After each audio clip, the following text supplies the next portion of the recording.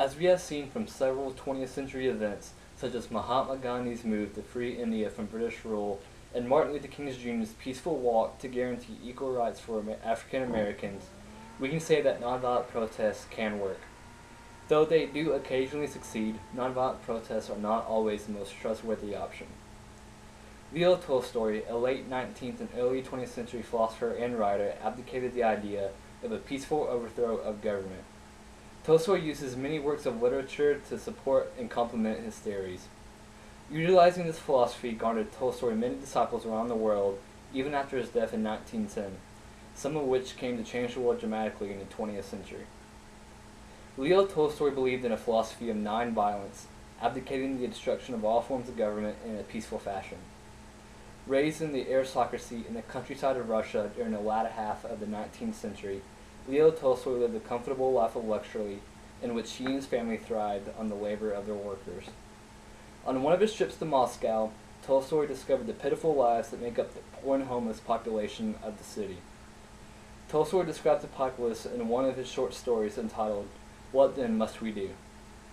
In the essay Tolstoy and Anarchism, Brian Morris analyzes the way Tolstoy begins to sense a sudden guilt for all the wealth and luxury he had in his life.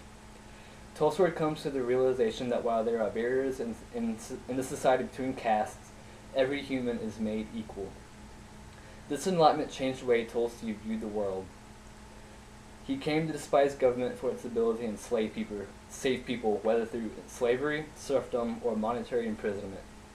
While detailing in his literary works the idea of an overthrow of government as the best way to move forward in society, Tolstoy refused to do so in any other way besides a peaceful protest because of his fervent religious views. During the middle years of his life, Tolstoy became fixated on the Bible, especially on the teachings of Jesus. While he wrote down his ideas of an overthrow of government, he deeply believed that the basic tenets set down by the Bible should be followed at all times. As mentioned by Sanasa Murthy in the introduction of the correspondence between Leo Tolstoy and Mahatma Gandhi, Tolstoy believed that the most basic tenet set down was to resist evil with nonviolence. Although Tolstoy advocated the overthrow of government, he kept true to the ideals of Christianity and became what has been known as a Christian anarchist. Tolstoy is held as one of the greatest writers of all time, writing what is to be considered masterpieces as well as very controversial short stories. Leo Tolstoy began his literary career while stationed as a soldier in the South Caucasus. During the many lulls between battles, he took up the pen and jotted down fantastic stories of his encounters in Europe and what came to be known as War and Peace. Circulated around the world and praised by all peoples as a masterpiece, it also contained his feelings about government in the beginning of a nonviolent uprising. Tolstoy again proved himself as an adept writer when he published Anna Karenina, a commentary on families which received similar applause around the world, earning him a revered spot as a great literary mind. When Tolstoy began to question the morality of man and government, he wrote short stories explaining his views on the world. The short story mentioned above, What Then Must We Do?, and others, including This Is What I Believe, attracted a lot of unwanted attention from authorities within the Russian government as well as the Eastern Orthodox Church. In 1884, the secret police within Russia banned certain books and essays of Tolstoy's which mentioned any idea of protest against the government. As Tolstoy grew older and more radical in his ideas of Christian anarchism, the Eastern Orthodox Church excommunicated him in 1901.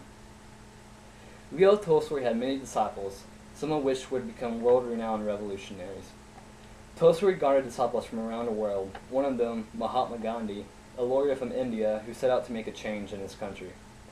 After reading Tolstoy's works, Gandhi became deeply intrigued by his philosophy, and the two of them had a correspondence for several years until Tolstoy's death in 1910.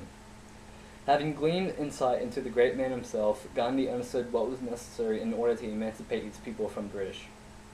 While Tolstoy was more radical in his ideas, Gandhi was much more conservative and looked only to changing the social aspect of India, but ended up emancipating his country. Knowing that physical force was unable to effectively free his people, Gandhi turned to Tolstoy's philosophy and practiced a nonviolent protest that ended in the emancipation of India from British rule. Having watched Gandhi's peaceful revolution happen several years earlier, Martin Luther King Jr. used the same methods employed by Gandhi, which were essentially Leo Tolstoy's ideas and secured equality for African Americans in the United States. While Martin Luther King Jr. did not attempt to overthrow a government like Tolstoy proposed, he did succeed in making equality an achievable goal. Leo Tolstoy was perhaps one of the greatest men to come out of the 19th century, writing novels that are still being praised as literary masterpieces and indirectly changing the course of human history. While he believed fervently in a nonviolent protest against government, unfortunately, Gandhi's and King's protests are the exception to the rule. Tolstoy ultimately believed in what was only a dream, something that cannot be achieved on a global level without some type of violence, as demonstrated by the Russian Revolution and the rise of communism. Despite this setback, Tolstoy had a philosophy that revolutionized the world. He wrote literature that challenged the thinking of man and influenced individuals who made a lasting impact on human history. Thank you.